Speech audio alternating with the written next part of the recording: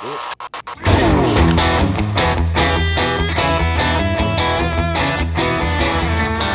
man. Welcome to TL's Roadhouse.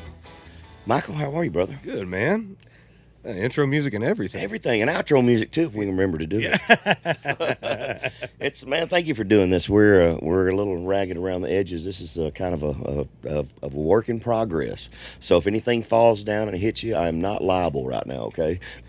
Nobody knows, but the microphone just fell off the stand before we started. Random. I think it might have been a Hank or a ghost or something walking around here. But this is a cool thing, man. To utilize your bus like this is going to be chilling here anyway, man. You know, being able to do it. This is how all of us hang out, and everybody wants to see the bus. It's very comfortable. I don't know if my wife really likes it that I'm home and I'm hanging out on the bus. You're still on the bus. Still on the bus. I feel very comfortable here because we're leaving tonight anyway. So I'm right. Go home and throw a bag in and head on down the road for a couple of days. I tell everybody, I don't have a house. I have an expensive storage unit. Pretty much. Yeah. I don't have a house. I have a bus. My wife owns everything else. This is mine. Everything else everything else the light yours. Touches is hers. Everything. And I pay for all of it. Yeah. That's how that works. How you been doing, man? Man, been doing great, man. It's we've been out. We started the Lee Bryce tour, the Label Me Proud tour, about 4 weeks ago, and had a little bit of a break where he went and was doing some festivals, and I was doing some festivals. So we're coming back together next weekend. Dude, I told somebody the other day, I said the crowds now, and I don't know if you feel this way, but the crowds now everywhere we are. And what I've seen on people's socials, and listen, I know socials are a highlight reel, but people show the best. But I'm like, man, I've been in this. We've all been touring hard this year, and it feels like what everybody thought last year was going to be.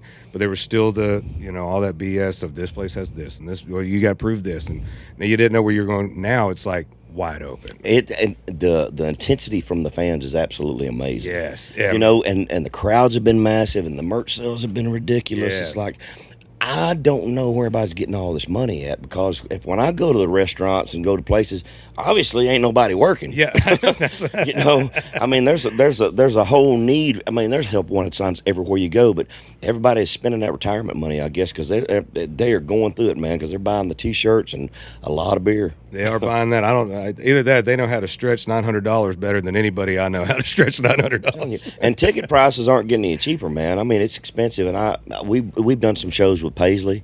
The production, oh my gosh! I mean, how big a production are y'all carrying out there? We're running pretty lean right now. I'm trying to just make up the last couple of years, But being out on the, luckily being good buddies with Lee and knowing his crew, and they've really helped us out in that way of as far as his lighting guy really does a lot of work during our show and really helps us elevate our show without us having to bring a lot out.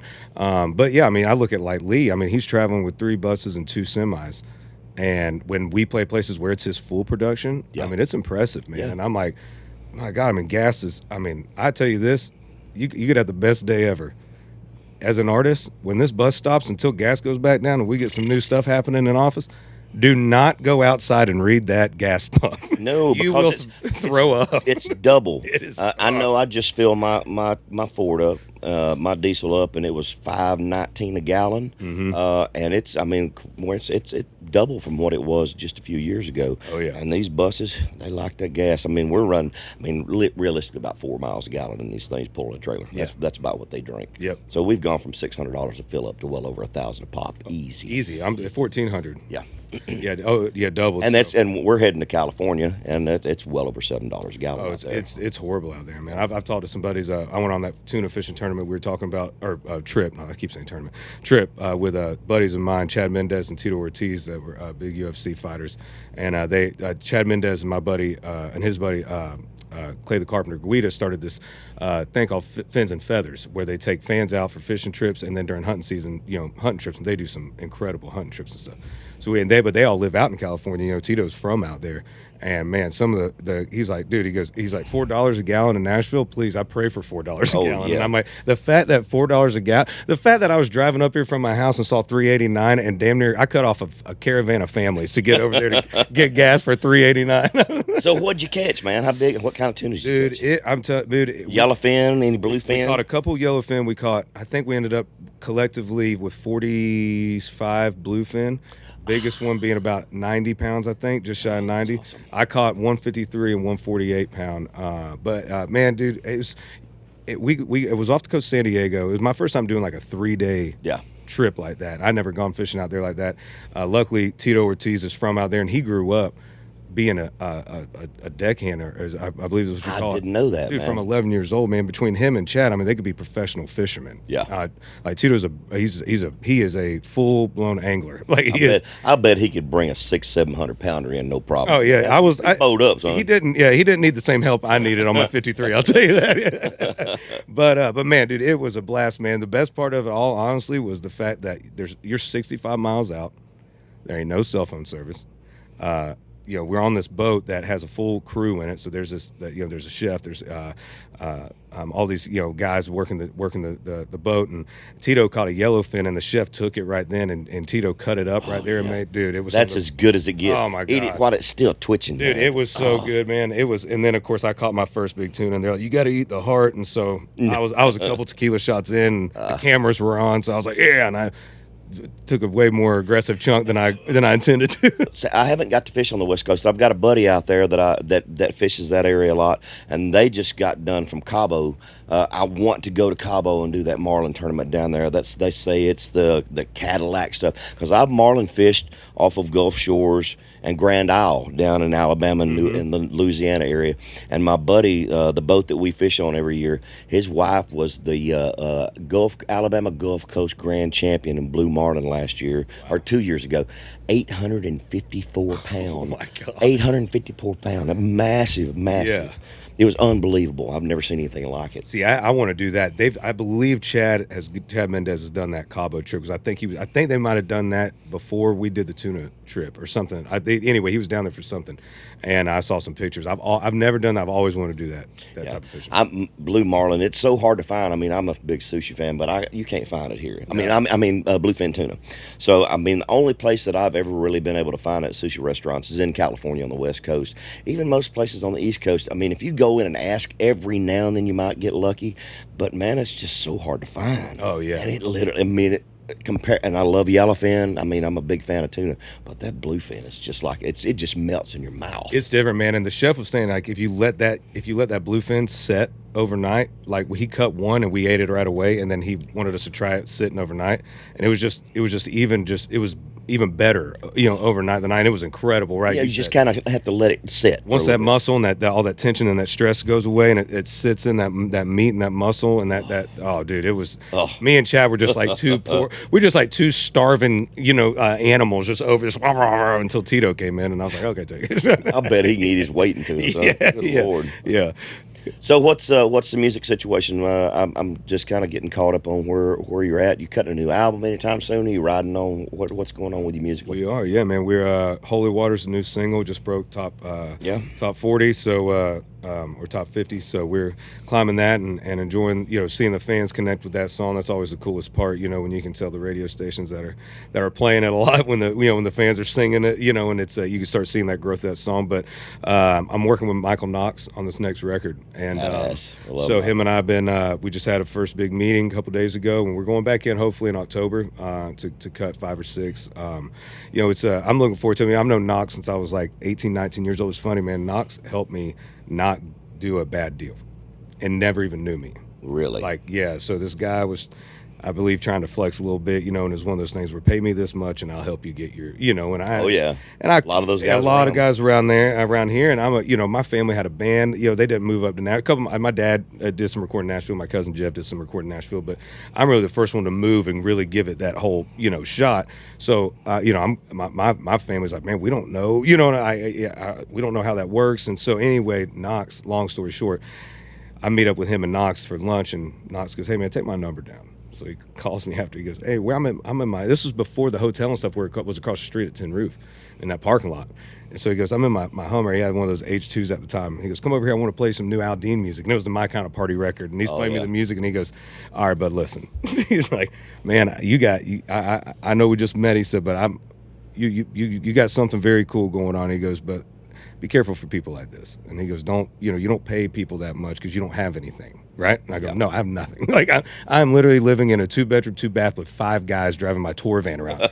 I don't even have enough money to get here for this bar dinner we're having, and so anyway, we've always wanted to work together. So I believe, I told him, I said, man, I just believe I'm at a point in my career where I'm confident in who I am. I know what I want to say as an artist. I know where I want to go. Country music was kind of doing this different pop thing when I came out, so I didn't really knew where I fit, and I was just trying to fit where I could, and I think played the game a little bit until finally quarantine hit, and it was like, all right, what are we doing here? I've been wanting to work with Michael for a long time. I've known him also when he was producing demos. When he was in the WEA group back then. Yeah. When I think, was he working at Asylum or Electra or something? What was he? Warner Chapel. Warner Chapel. It was Warner Chapel that he was at. But he's been around a long time, and been a big fan of his production for many years. I remember my drunk ass out at the ACMs one year. I don't want to work here, Michael. I was yelling at him across the road. He's like, drunk ass. Yeah, he's a guy that I really, really do want to work with. I have a lot of respect for him. He's badass. Man, if you ever get, you should really make that happen, because I'll tell you this, I've had the opportunity to work with Scott Hendricks, and he was the one that made me a singer in a studio. He's the one that Scott will push you, man. Dude, Scott, I needed Scott bad, because I didn't do a lot of recording, and Scott I did demo stuff, because I found out real quick, when you put recorded in Nashville in your hometown, people think you're doing big shit up there, so they're like, oh, he's recording in Nashville. I was like, demos in this basement place, but people would buy more of them. So I didn't have any technical skills, and I wasn't a technical singer. I grew up playing bluegrass festivals and country jams with my family, where there's 15 flat tops and you're singing over it with no microphone. My grandpa's louder, there's no proper etiquette in any of this. And so Scott helped me with that and really helped me become a technical singer, and just wear your ass out on a melody or in one word, He'd be, my favorite Scott was, I was singing, he's like, man, that was great, just don't believe it, and the word it was a little flat. And I'm like, all right, and then 10 times later, got it. And I'm like, oh my God, you leave there. But I'll tell you this, I tell everybody, I go, he will kick your ass on a vocal, but you will leave. If you go in knowing it, you will leave a better singer because of it. I think Trace Atkins, he beat Trace down. Oh, he told me some funny stories. I think Trace gets mad. I will kick your ass. Yeah. But I got to work with him. I worked with Ross Copperman, who I've known for years, on the Higher Education EP. And I think Ross really helped me navigate out of, kind of where we were. And I think people were just kind of blurred on who I was, and because I wasn't really vocal about stuff. I just didn't want to, I just wanted, didn't want to flare the feathers at the machine, didn't want to do anything, didn't want to just play ball and everybody be good. And then you realize, man, your team can only be as good as you're letting them be for your dream. You got to lead. I haven't really had this conversation with anybody, outside the music business. Now, I don't know if this is people out there will be fascinated by it or not, but I think we're finally starting to come out of it. But it seems like we went through several years there where everybody was, producers and engineers were tuning people so hard. Everybody was starting to sound the same. It's really hard for me to discern who was who. Yep. And, finding the right producer, let me back up. Let me set this up a little bit better. When I came to town in 1990, I'd been playing in a circuit band, playing a lot of gigs and developing the craft, learning how to work a crowd, learning how to keep people on the dance floor, all that stuff. And I was emulating, Ricky Van Shelton and Randy Travis and Keith Whitley and Gene Watson and George Strait and a couple of Alabama songs that I did. But when I would sing those songs, I would emulate the phrasing and try to work all that stuff out. So when I got to Nashville, I had all this stuff in my head, but I didn't know who I was. Yep. So absolutely. James Stroud saw the personality in my voice, and even though I didn't understand what he was doing at the time, he beat me up hard just like that. Mm-hmm. And he went after the things that made my voice unique and have character and made it special and made it different from everybody else. A producer that doesn't understand that goes in at hard tunes everybody, where everybody sounds the same. We went through a period where I thought country music had lost its soul. There was no personality left in it. You're right, there wasn't, man. It was all tuned out, man. You go listen to those Keith Whitley records. You listen to what y'all were doing in the 90s. There was movement, man. There was breathing. You heard there was air. And when a Tracy Lawrence song came on, you knew who it was. And it wasn't perfect. He wasn't trying to make us sing perfect. And I think we've lost that that sight of realizing that it doesn't have to be perfect to be great. It's got to feel good. It's got to translate right. You've got to, and you know what else? It makes it very difficult to do as an artist to go out and reproduce that live, because you're chasing licks that your voice isn't capable of doing. I know. Well, that's why you got a lot of people that are pushing through, 4 or 5 auto tunes, because you can't do it live. I mean, you can't. I mean, our voices don't. I mean, we can't do it that way. It's just not going to happen. And then what happens? What I worry is, are we training a generation of fans that only hear perfect every time, this perfect, where there's just this wall of sound? Are we training fans to not know the difference between that band like Alabama, who goes up and just crushes it natural vocals, between somebody that is just auto-tuned to the to the core, and that's something that that's band talk. When we're all in the bus and talking, we all talk about the same things, and the frustration that you have. I mean, I'm a purist. I mean, and I don't mock anybody for doing their own thing. A lot of people are running tracks and doing all this stuff. I just don't do it. It's not me. Now, I didn't grow up in that era, and I've gone out and done shows with acts, 4-piece come out there, and they sound like they got freaking orchestra on stage. It's like, well, that steel sounds good. Where's he at? Yeah. Well, that's what's good about my band leader Pat and my band and I. When we sit down and we do things, we run tracks to elevate. We don't depend on them. Yeah. So if our track rigs go out, we can, you still got to be able to play. Odds are the crowd probably won't even recognize it, to be honest. You still got to be able to play. You have to. But it does give you consistency, and I've tried it, but I'm more inclined to change shit in the middle of the set, and that throws people off. Well, but that's what I miss. Me and my band were talking about it. It's like couple reasons why is because we're still in that growing period too. Once I can add on about 2 more guys, we probably won't be using tracks. Once I can add 2 more guys, but until then, we're doing our thing. But man, there's just something that I miss. I was like, man, I miss calling audibles. Absolutely. I miss being able, because if the one thing is, even though we're running few tracks, just enough to elevate, and it's my band playing the tracks, still if I got to turn around and say something, I got to give them enough time to change what's happening. So Absolutely. It's that, and I'm like, man, when we go out and we play festivals, you play a festival with Neil McCoy, and he's shooting from the hip. You know what I mean? You see his band, he's just the whole show. You're watching Neil, and I'm just like, man, but there's something cool about that. He's playing a live show. You're never going to see that show the same again, because it's never going to be the same. It's never going to be the same again. So that is stuff that I do miss about that.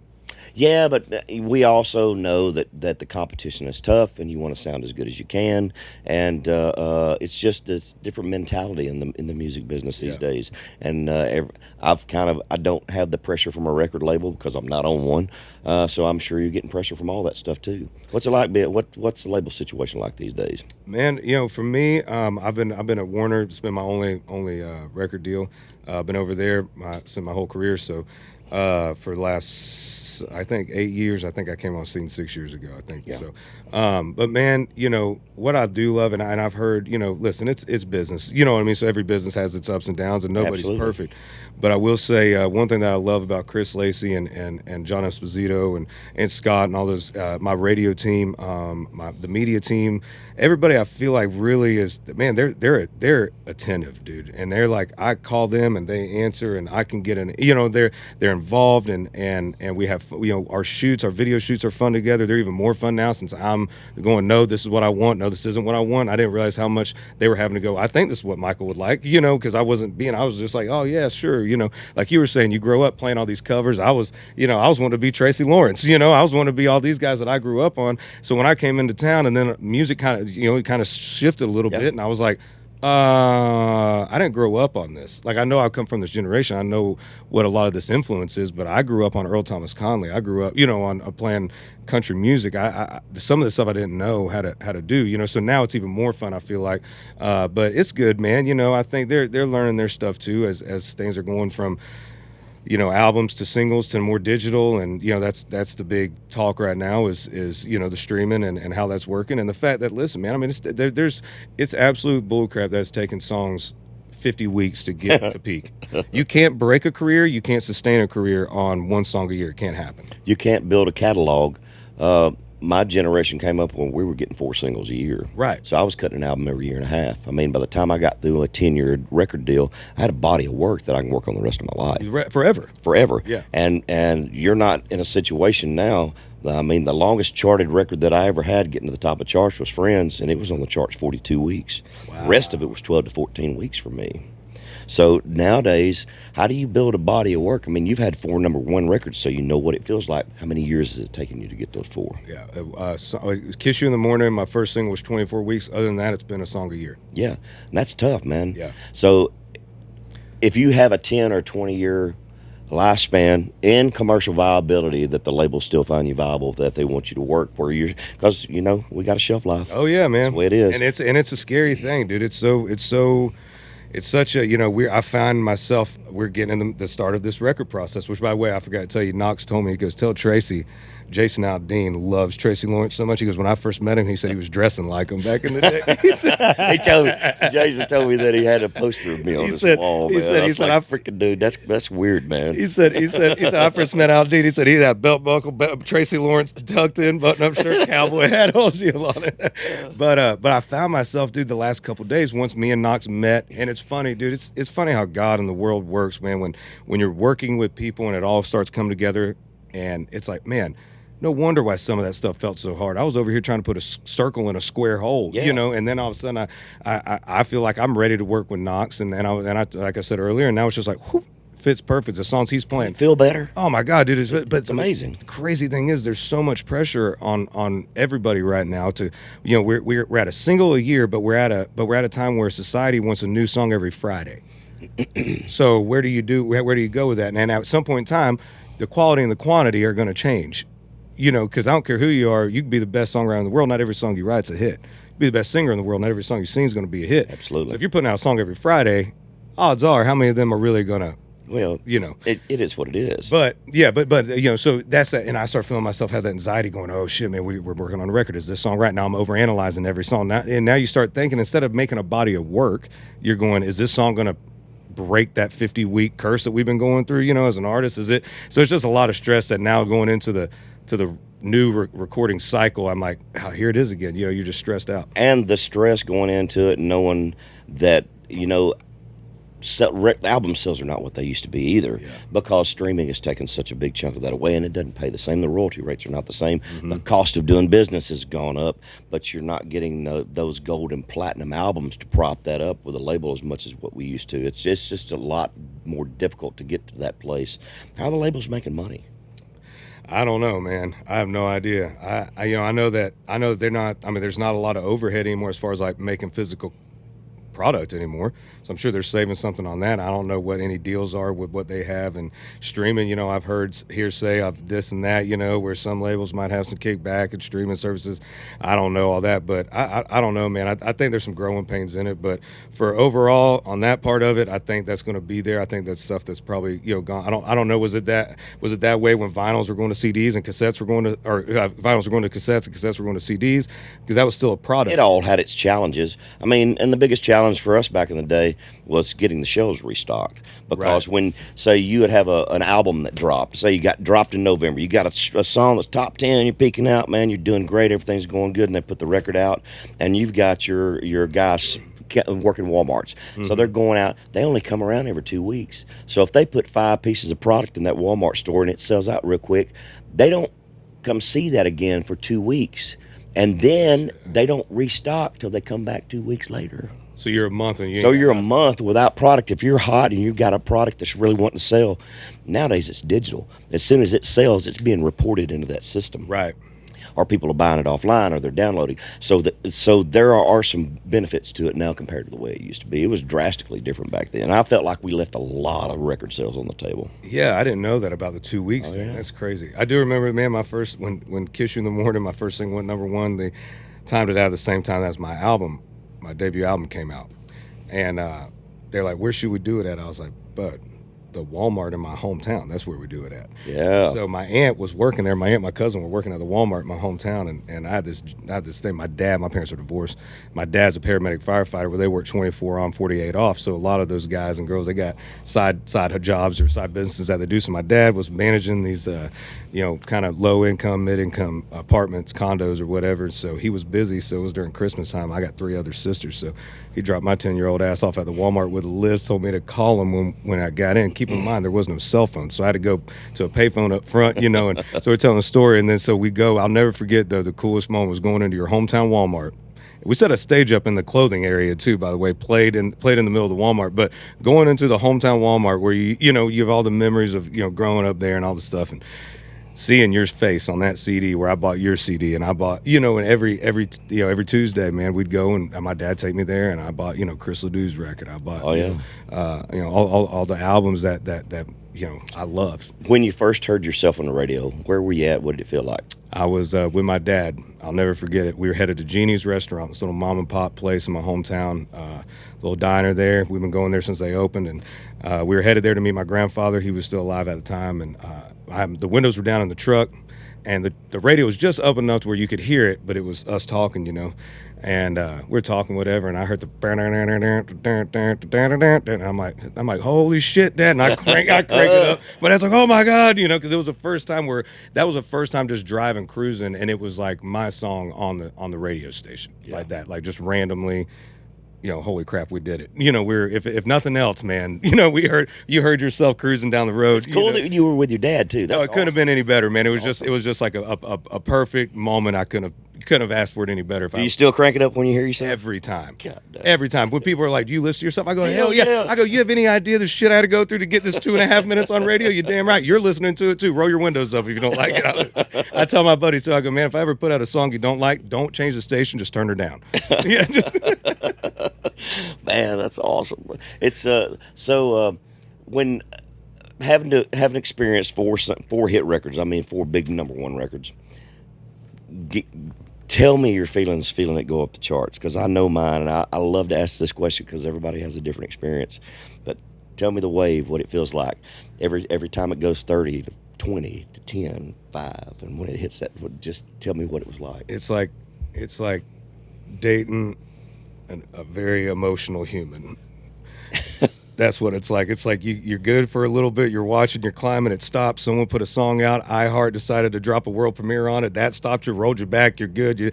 Dude, the 30s. Okay, so here's my new thing. I've told my radio team, I don't want to know anything during the 30s. You tell me what you want me, what I need to do. We'll discuss whatever. I don't want to know where it's at, because the 30s are like driving a car, 2-wheel car through mud. You're just like trekking along, and you're almost there, dude. I think with Whiskey and Rain, I think we set at 33 for like 5 weeks. It would go 32, and then someone would drop a world premiere, or something would jump, and it'd go 33, 31, 33, and it was like that. It was like then like that. It was like ping pong for like 5 weeks, man. And then finally it started. And for some reason, my records love to stress us out, because they start strong, sit about 40 for a while, and then creep in the 30s, and then the 30s cause you to drink, and then they get even worse, and then all of a sudden it hits about 28, and then I look and it's 15. Every one of my records has done that, and then it'll creep, and then fortunately, they've been climbing, and we've we'll go through 10, and then it starts really getting some time. But and tell me about the crowd. Oh man, dude, as it moves through, you could see that. That's what makes all that hard work. That's what makes all the time and all the effort that nobody sees behind the scenes, man. When you start seeing that crowd grow, or people, or I always say, when you can just play that one lick. Yeah. You ain't got to say anything, man. I remember my first concert was Garth Brooks' TD Waterhouse in Orlando, Florida, and my oldest sister Ryan had 2 extra tickets, and my dad and I went, and I just started getting okay at guitar and playing and stuff, and I went, and I was like 12 or whatever, and man, Garth was does this whole thing, and that was when he was bashing guitars and the stage is on fire, and he's popping up from the manila piano, but dude, he played the dance acoustic. And however many thousands of people the TD Waterhouse held at the time, he just held in the palm of his hand. And I remember, out of Friends in Low Places, out of Pop Love Mama, out of Standing Outside the Fire, all these Thunder Rolls, that moment for me was like, I want to do that. And I want that moment where I ain't even got to say shit. Where I just go, I hit that A chord on a Friends in Low Places, or I do that E minor riff that he does, and they just know from that G to that A minor, that Garth does.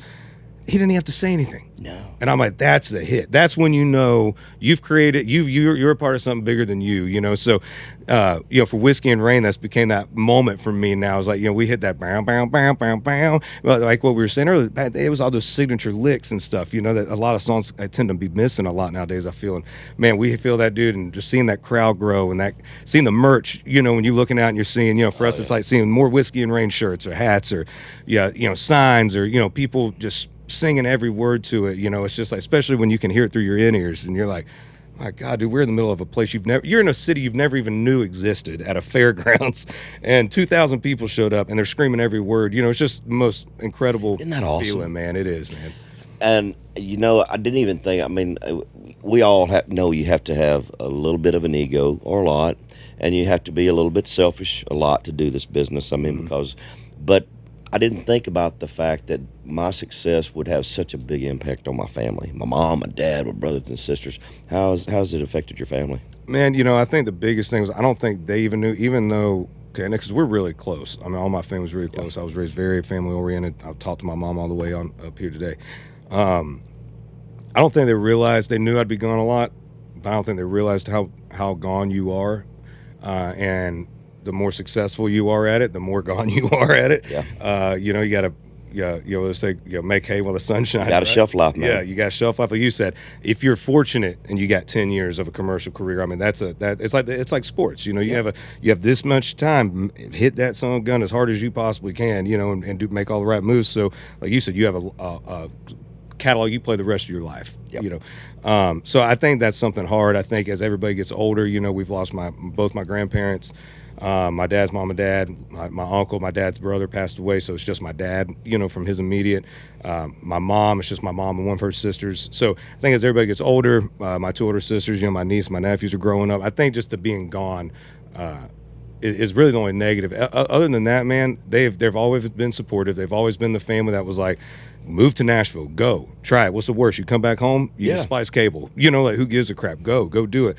And so on that end of it, then they love, come to shows. We got, my dad gets drunk down home and invites everybody and their mother out, and so it's always, my tour manager's like, your dad called me, because, he's proud, man. He was the lead singer of our family's band. So I think they love seeing the success. They love seeing, obviously. And they get to live some of it through you, I'm sure. Absolutely, man. My dad, when he had the family band, he had 2 daughters and was already married at the time and went through a divorce and married my mom and had me, so he had 3 kids.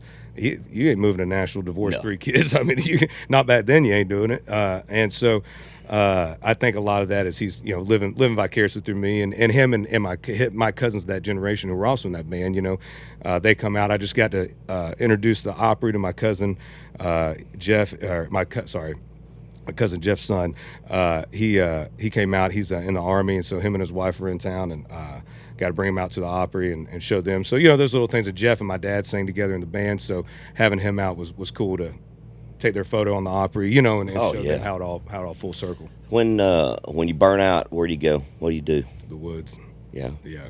So fall, do you try to shut down in the fall? Is that your time? Yep. Yeah. November, December, I try to shut down, do as much hunting as I can around that time. One thing I learned was that time is so important, man. Because you give and give and give, and you got to go. You got a lot of people looking at you, and now it's funny, man. Once your band members go from just degenerate young, people that are just wanting to sleep in bunks on the road, they'll sleep on the floor. They don't give a crap. Oh, come on, can I just stay on the bus for 2 days? Yeah, I know we're home. Once they go from that to like, oh crap, you have a human, you have a baby, like and a mortgage. Shit, we're adults, dude. Like, okay, yeah, you can't. Okay, hang on, I got to be serious now a little bit. I got to make sure I'm good because now there's not only them making looking that depend on me, but their families depend on me. That's a big deal. It is a big deal, and it's something I take very serious. And so during that time is when I shut off, man. And for me, there's so much noise, so much stuff going on all the time that to shut off, get to the woods, man.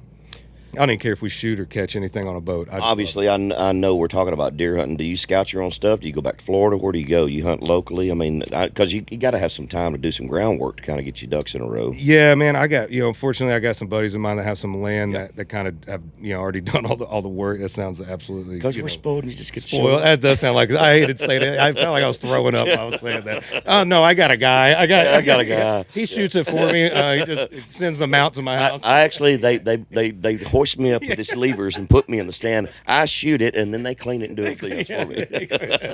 Yeah. So yeah, because you're right. I mean, with our, I think Dustin's got he works his butt off out there, bud. Dustin's all about it. He's ate up with it. Every time I see him, I'm like, where are you finding the time I mean, it's like well, he told me, he said I'm antisocial. He said I look up stuff about logging, and he was telling me some of the stuff that he does. It's like, yeah, that's pretty weird, dude. Yeah, that you are antisocial. That's hilarious. That's so fun. That makes all the sense now. Okay. So Junior back there, and Scott Junior plays guitar in the band. And Scott plays piano. We took Junior on a hunting trip with us. Was it 2 years ago? Tell him about what you got, son. It was. Let's show a picture of it. We will show a picture.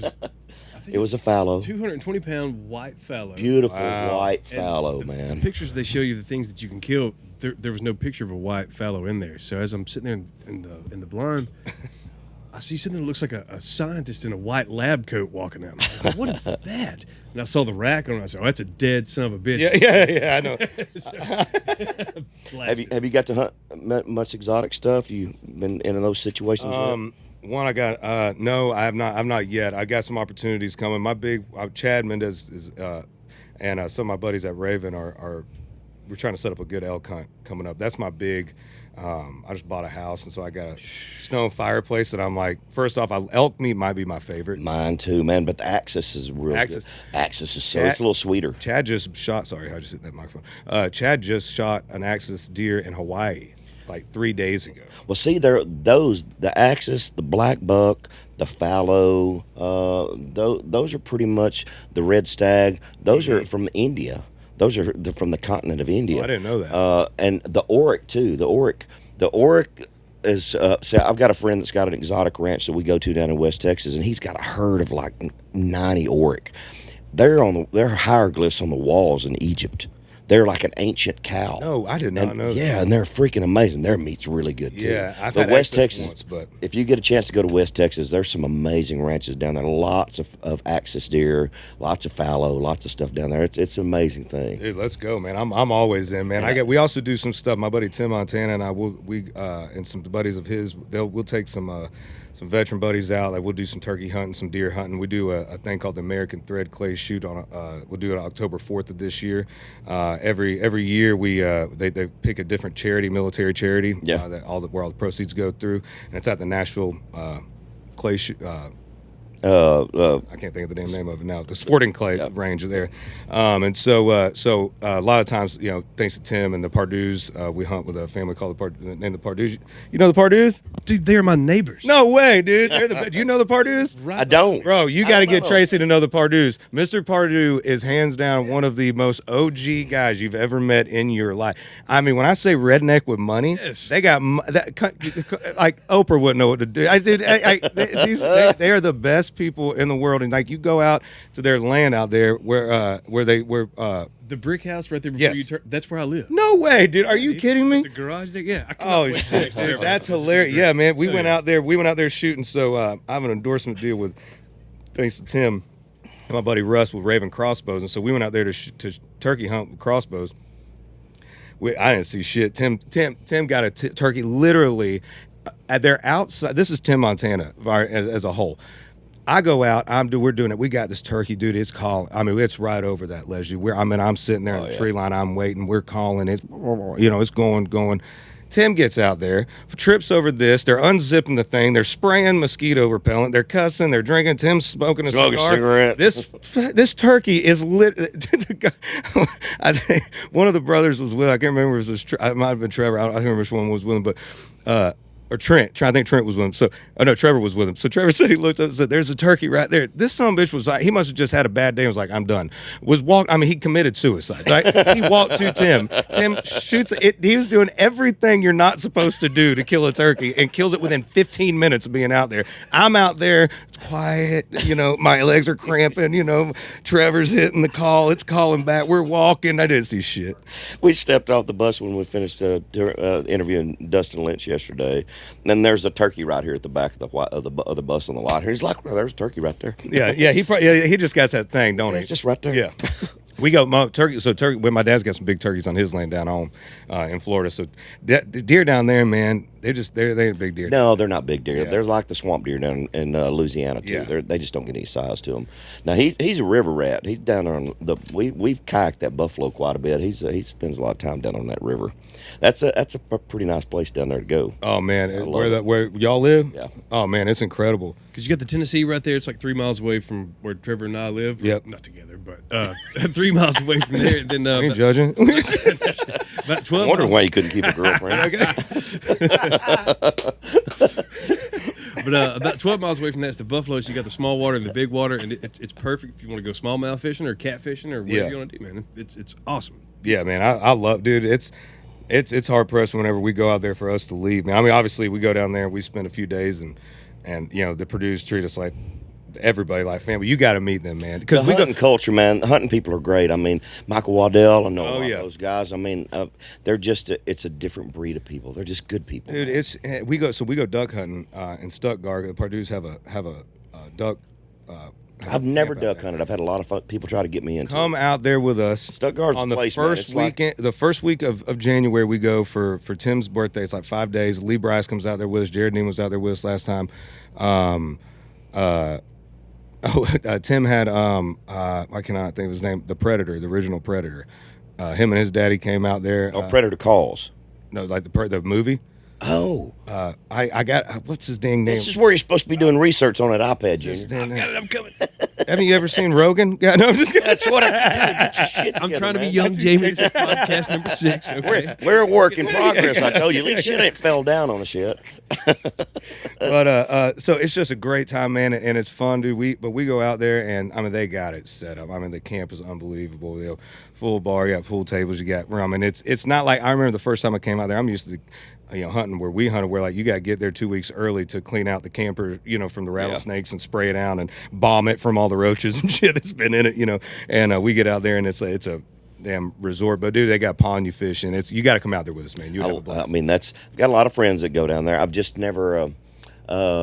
I don't like cold that much, and being in the water when it's really cold just doesn't sit well with me. There is that. There's that part of it that I just don't like. That's a heavy part of it. Yeah, that's a big part of it. And I don't really care for duck meat that much. Yo, I really? like to eat what I care. I mean, I like it in a duck gumbo, but that's about the only way I really care for duck. I mean, it's got to be fixed right. It'll get a little gamey on You you. can't get a little gamey. Old boy Chad Ward from Traeger, our boy Traeger, he's down there with us, and he'll cook it up. I bet that Traeger can smoke that buddy, sucker up good, son. Buddy, he gets it just right, man. I love my smoker, man. I Yeah. done got addicted to that pellet smoker. Oh, there's nothing like it. I love like it. I don't even use my kitchen. Man. We just got back from Europe. We went over and did a show in Switzerland with the Bellamy brothers and took some time with the family. And we spent a lot of time in Italy and came back, and it's like pasta and cheese and marinara sauce and pizzas and all. By the time we got home, they were like, "Daddy, please cook some meat." Yeah.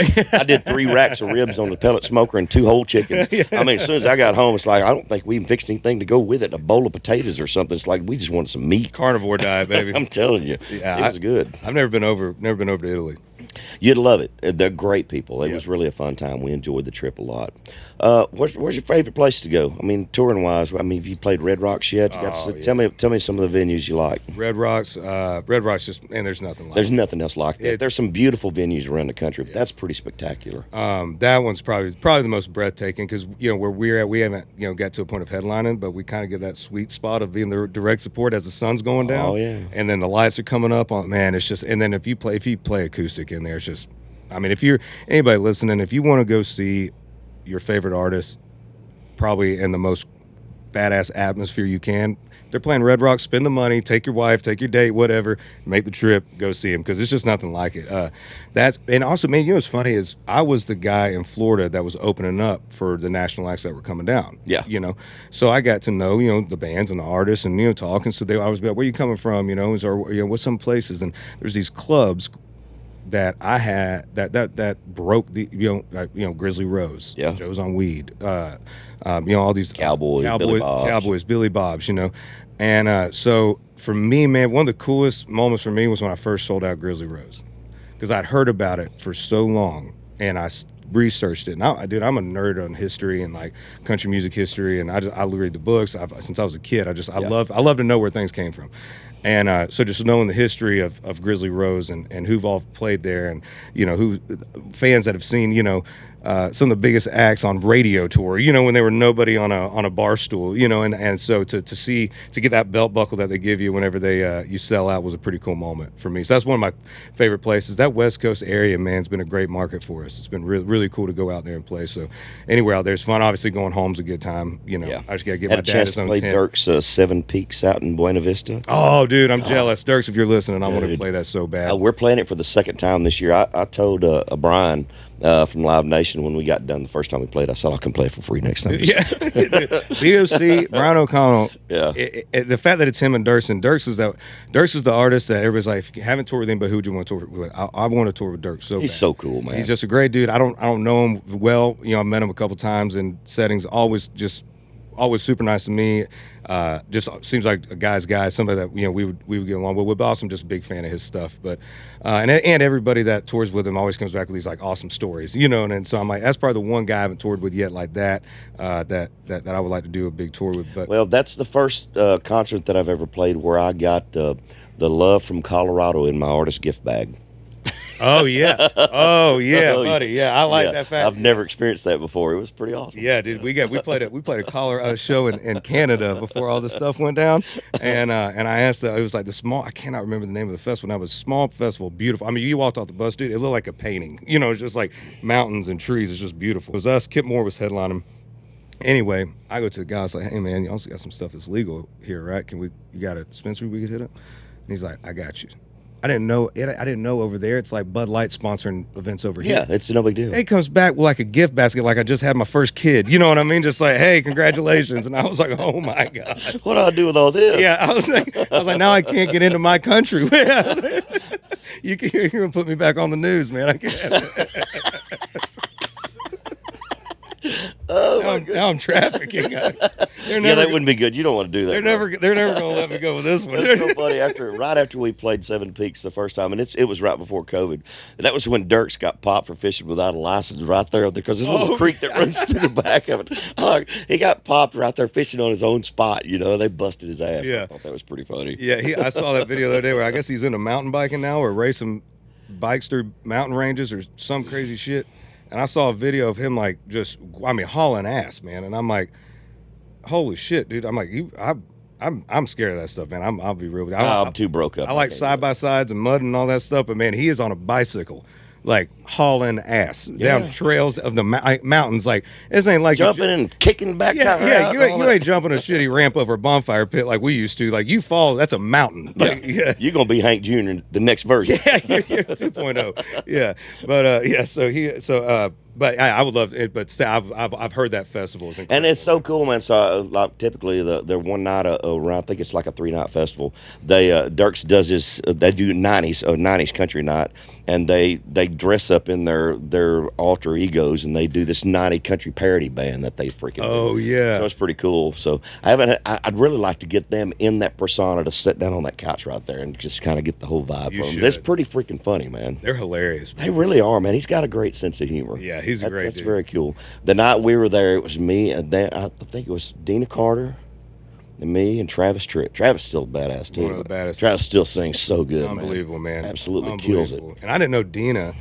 I didn't know her history till I talked to her on that Honky Tonk Tuesday I was doing during quarantine. Man. I love Dina. Dude, she's my partner. I was like, oh, my God. I mean, from the fact that, like, her first time on stage was Farm Aid with Willie Nelson. Bless her heart. She's such an underachiever. And I'm like, mine was Shay's Bar and Grill, Mount Dora, Florida. Step up. What you got?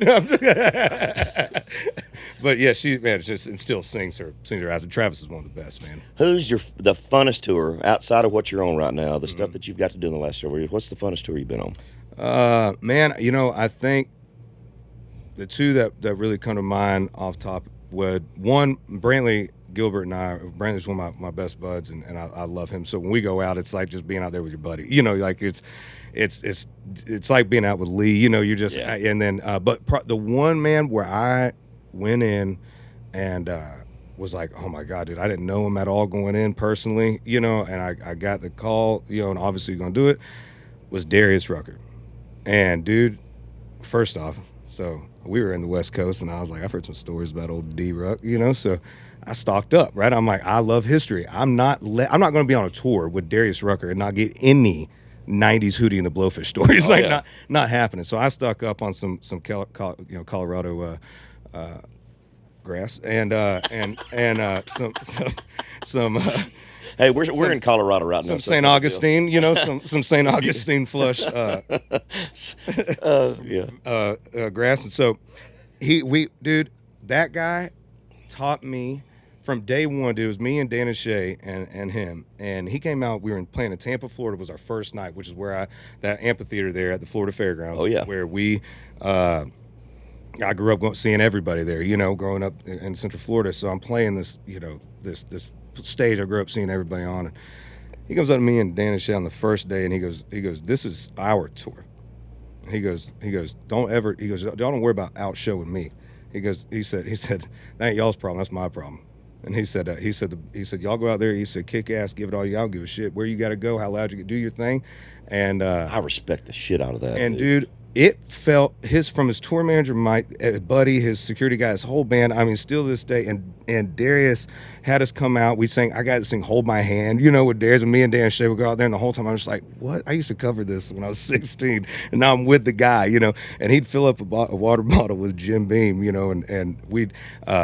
Be taking swigs, and he'd lean over to me and he's like, we all hanging tonight? Because here's Darius' schedule is, you don't see him until about lunchtime, because I don't care how late you stay up. I don't know how this man does it. He is on a golf course at 7. You know what the coolest thing? He does time marches on, bro. Oh, yeah. He's like a fan of my stuff. Still does. That's cool for me. Oh, yeah, dude. Yeah. It really is. Crushes, man. I mean, he is, and that's why I was telling everybody, I go, when you look at Darius, when you talk about people that crossed over, whatever, Darius Rucker didn't cross over. Darius Rucker's always been a country. Darius Rucker could sit with a historian of country music and hold his own. He was smart about the way he did it. He didn't run away from what he was doing. He took the time to spend in Nashville and write songs and got into the Nashville system before they launched it. He was smart about the way he did it. He was opening first of 3 or 4 for Brad Paisley, and I'm like, Hootie and the Blowfish was selling that same venue out as headliners. Yes. 4 years earlier, however long, he came in to show that, hey, I'm here, and I want to do, however the new guy just did it, I want to do it the same way. But I used to ask all the radio guys when I come through, I was like, all right, yeah, but I'm Michael Ray. I'm nothing right now.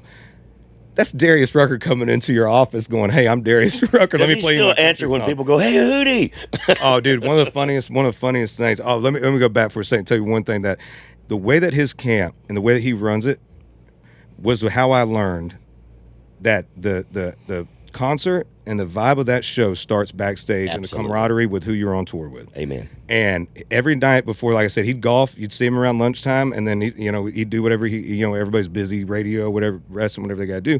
And then right before he'd go on, there's a full table of shots, and everybody and every tour, every person in your camp, everybody comes over around Darius.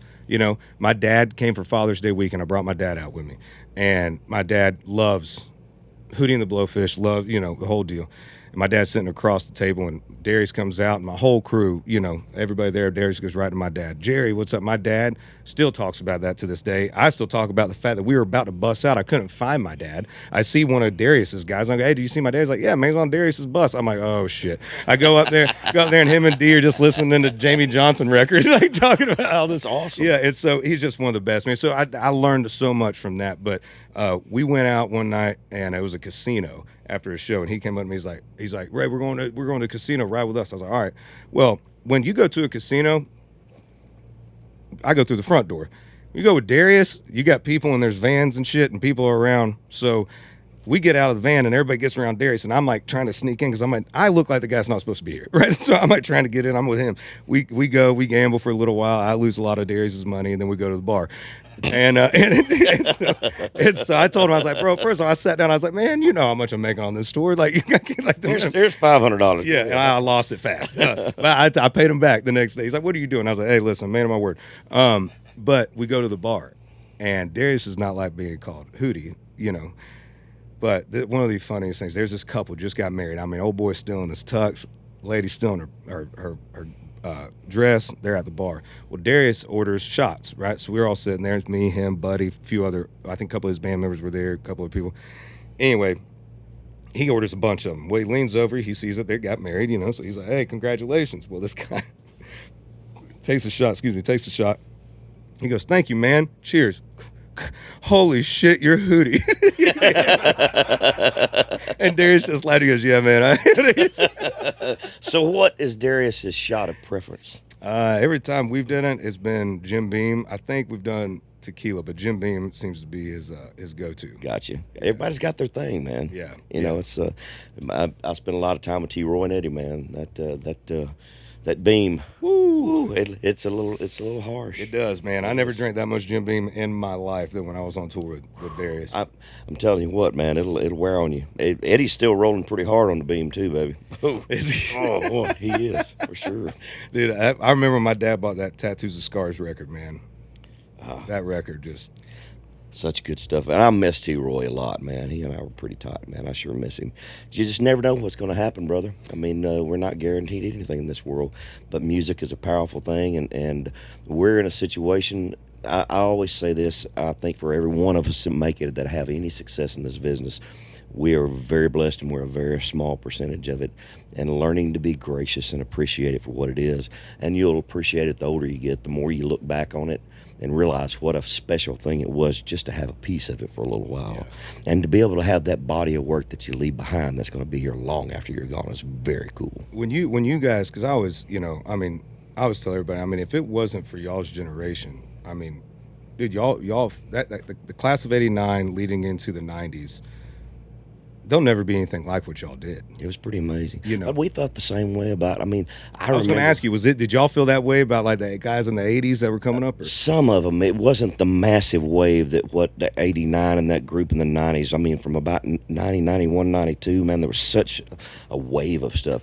But hearing the Outlaws come out in the late '70s, yeah. I remember I was just a kid, man. I was like I was 8 years old when Whiskey Bent and Hellbound came out, and I was mowing yards, my little redneck ass, and I bought an 8-track. Yeah. I bought my first 8-track to Whiskey Bent and Hellbound. That music was, and my mama wasn't all about that. Even the title, I grew up in a Christian household. Yeah. You know how that was. Oh yeah. But it's Strait was a huge influence. Haggard was a huge influence. There was Haggard and Jones and all of those guys, man. They were extremely influential on a whole generation of us.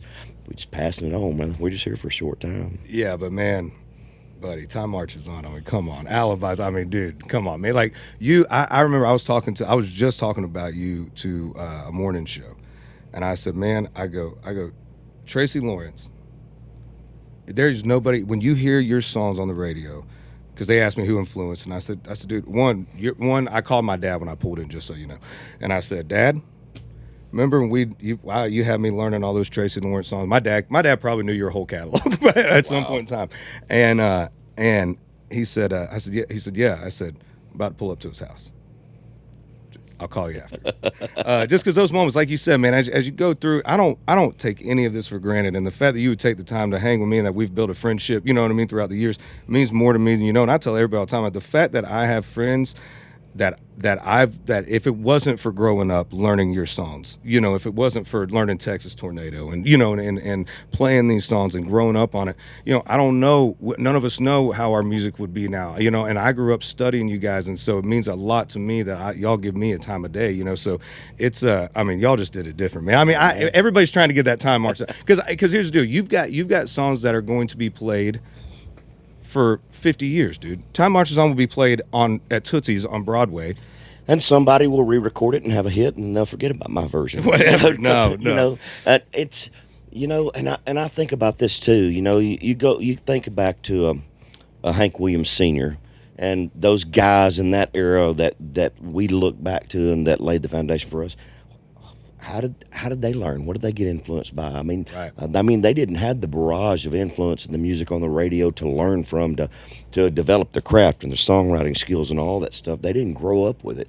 It came from their soul. Hank just did it. Yeah. So you go back and you think about that, and I had Haggard to emulate. I had Randy Travis to emulate, and George Strait and Keith Whitley, and all those guys to learn to sing too.